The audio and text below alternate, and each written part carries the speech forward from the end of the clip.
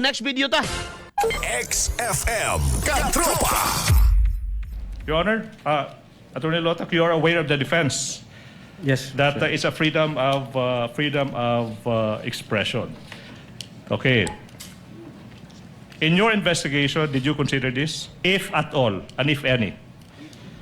Objection, Your Honor, leader. There's basis, if at all, if Witness any. may answer. Yes, of course, Your Honor. Nalaging kasugong na mo we object consider ba? that, whether magfo-fall ba siya sa confines ng freedom of speech. And what was your finding? That's the basis now. What was your finding? Well, una, three reasons, Your Honor, if kung okay lang.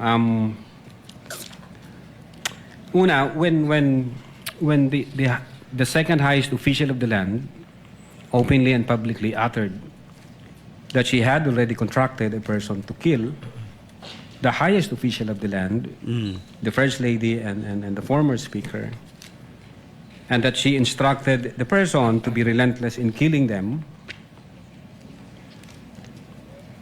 we failed to see any amount of freedom of speech in that utterances, Your Honor. That's number one. Number two, we talk to ourselves. If we allow the argument that it is within the bounds of freedom of speech, if we allow that to become the norms of our society, then who would prevent anybody from doing the same to anyone? Pwede na pong sabihin, patayin mo si Senator ganito pag ito ang nangyari, patayin mo si Congressman ganito pag ganito ang nangyari, patayin mo si Justice ganito pag ganito ang nangyari. So imagine, Your Honor, the anarchy, the disorder, and the chaos it would bring to our country. And number three, Your Honor, as a lawyer and being in the law enforcement,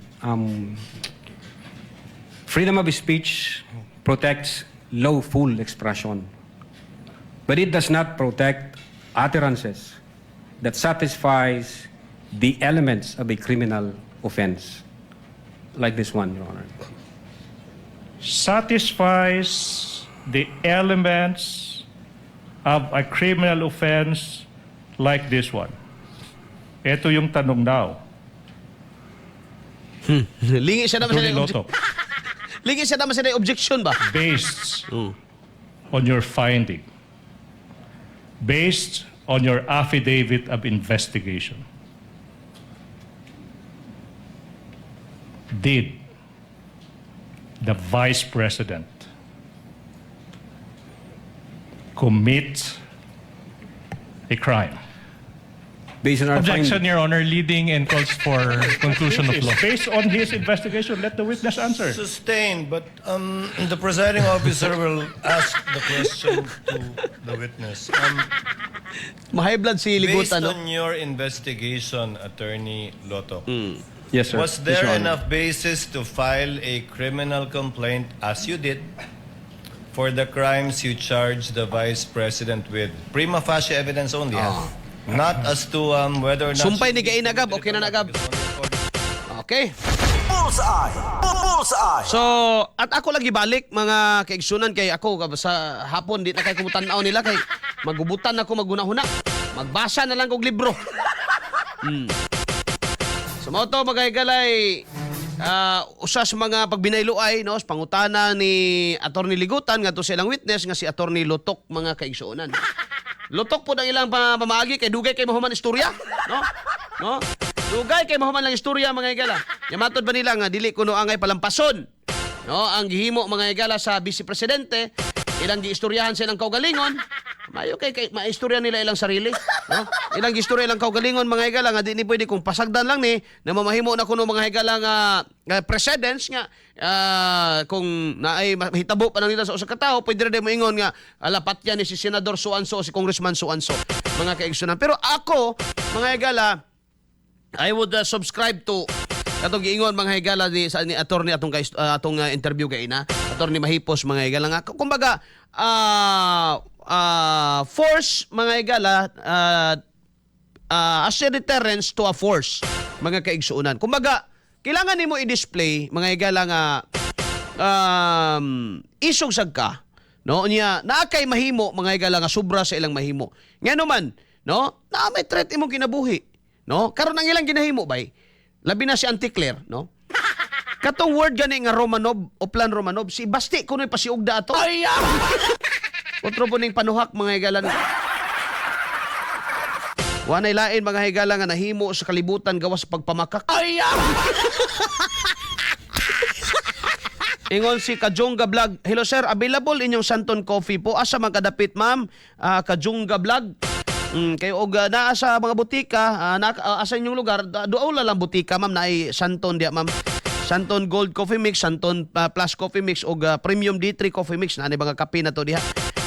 Bensi Jowers Cloud, mayong buntag, no?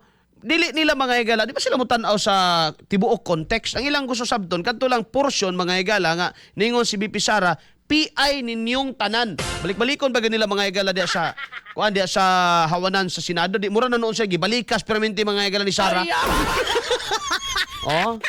PI ninyong tanan. Alas 8:25 na mga igalandag na sa buntag. Next. Kani, mga kaigsunan kay ingon man ning atong mga nag-comment diri bay nga mga alipores ni BBM. Mga kaigsunan, no? Nga mo kurog na kuno mga igala si Sara kung si kisa ni si matibag na mga igalay mo tindog.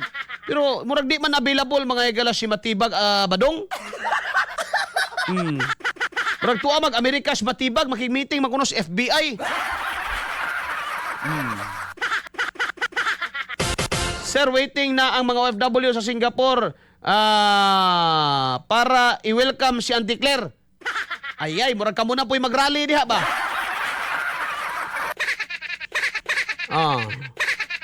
Murag ka muna po'y mag-rally diha. Niya na po ni si Jerry Alvarez. Idol, ayog idol na ko kay di man ka maminaw na ko. Minaw na po ka dire nya mangita na po kag sayop na ko moingon na po ka maay man tong isa ka anchorman dito. Dito ka ayaw dire. Hawa dire sa YouTube.